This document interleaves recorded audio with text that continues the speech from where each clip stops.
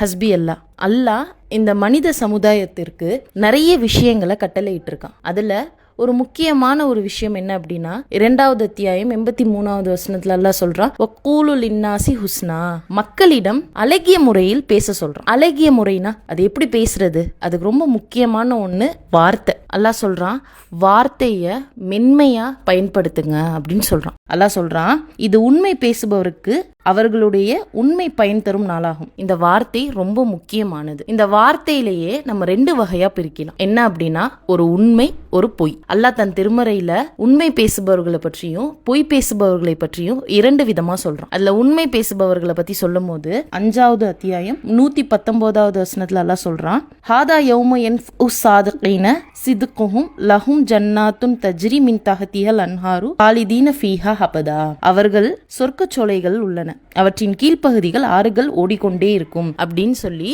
உண்மை பேசுபவர்களுக்கு ஒரு பெரிய ஒரு பரிசா, ஒரு வெற்றியா சொல்றான். அதே மாதிரி பொய் பேசுபவர்களை பத்தி அல்லாஹ் சொல்லும் போது 51வது அத்தியாயம் 10வது வசனத்துல அல்லாஹ் சொல்றான், குத்தில ஹர்ராசூன், பொய் பேசுபவர்கள் அழிந்தே போவார்கள் அப்படின்னு சொல்றான். சுப்ஹானல்லாஹ். வார்த்தைக்கு எவ்வளோ பெரிய விஷயம் இருக்கு. அல்லாஹ் உண்மை பேசினா இந்த முடிவு, பொய் பேசுபவர்களுக்கு இந்த முடிவுன்னு சொல்றான். மேலும் வார்த்தையை எப்படி சொல்றான், நீங்க மக்களிடத்துல மென்மையா பேசுங்க அப்படின்னு சொல்றான். வார்த்தைக்கு மிகப்பெரிய சக்தி இருக்கு. அதனால ஒரு முறைக்கு 1000 முறை யோசிச்சு பேசணும். ஏன்னா நம்முடைய சொர்க்கம் நரகம் தீர்மானிக்க கூடியதே இந்த வார்த்தையா தான் இருக்கு. எனவே நம்முடைய வார்த்தையை பார்த்து பயன்படுத்துவோமாக.